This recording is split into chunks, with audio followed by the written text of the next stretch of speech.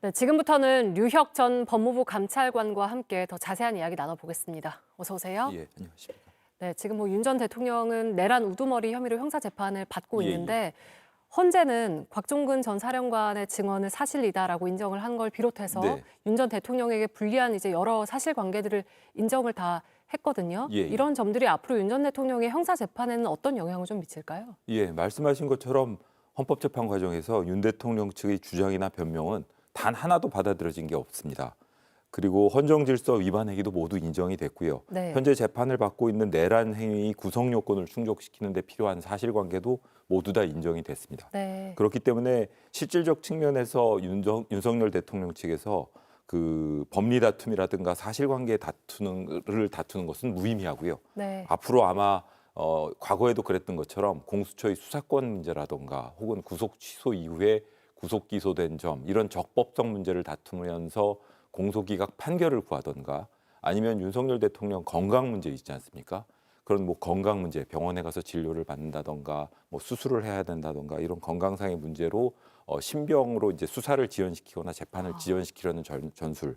그리고 또 하나는 4월 14일 과연 주신문이 이루어질지 모르겠지만 네. 형사소송법상 진술거부권을 행사한다던가 불리한 그 질문에 대해서는 이런 방법으로 아마 앞으로 수사 및 재판을 피하려고 들려고 할 것 같습니다. 그렇게 예상을 하신다는 거죠. 예, 그러니까 예. 윤 전 대통령은 아직 관저에서 나오지 않았고, 네.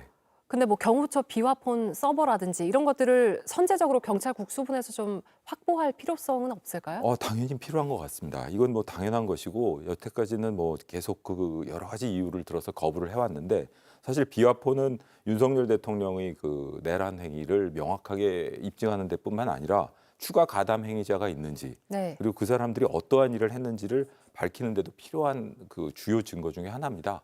그렇기 때문에 이제라도 이 헌법재판소에서도 이게 분명한 내란 행위이고 반국가적 행위라는 것을 선언한 이상 경호처에서도 최대한 수사에 협조해야 될 필요성이 있어 보입니다. 네. 그리고 또 한 가지 윤 전 대통령 부부가 연루된 공천계획 의혹에 대한 수사도 더 본격적으로 이루어질 텐데 네. 불소추 특권이 사라진 만큼 그 윤 전 대통령 부부의 개입 여부에 대한 부분도 검찰이 좀 더 적극적으로 들여다볼 거라고 보실까요? 예, 적극적으로 들여다봐야 하는 것이 이 사건 같은 경우에는 지금 지난번 탄핵 소추 이후로 공소시효가 진행되기 시작했습니다.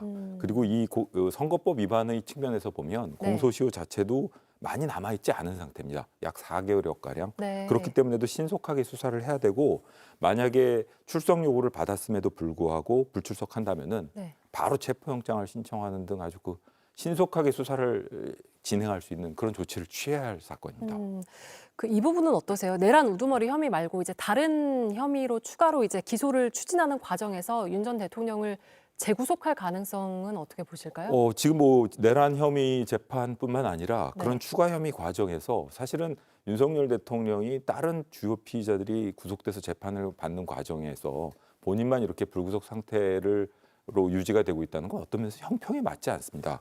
그렇기 때문에 신속하게 당연히 그 신병을 확보해서 구속영장을 청구할 수 있도록 노력해야 될 것이고 네. 그것이 법치 회복을 위해서라도 필요한 것이 아닌가 이런 생각이 듭니다. 네. 그리고 김건희 여사 관련 사건도 남아 있습니다. 명품 가방 수수 의혹과 네. 도이치모터스 주가 조작 사건 관련해서는 검찰은 무혐의 처분을 내렸지만 둘 다 고발인이 항고를 하면서 재수사 여부가 검토되고 있는 상황인데 네. 재수사 가능성은 어떻게 보시나요? 지금 아마 고검에서 들여다보고 있는 것으로 알고 있는데 사실 국민들께서 그 사건에 대해서 좀 검찰을 불신하고 비판하게 된 것은 수사 결과가 합당하냐도 있지만 네. 또 하나는 압수수색이라던가 소환 조사 방법이라던가 이런 수사 과정이나 방법에 있어서의 형평성 이런 문제 때문에도 검찰의 불신을 제기하고 있다고 보여집니다.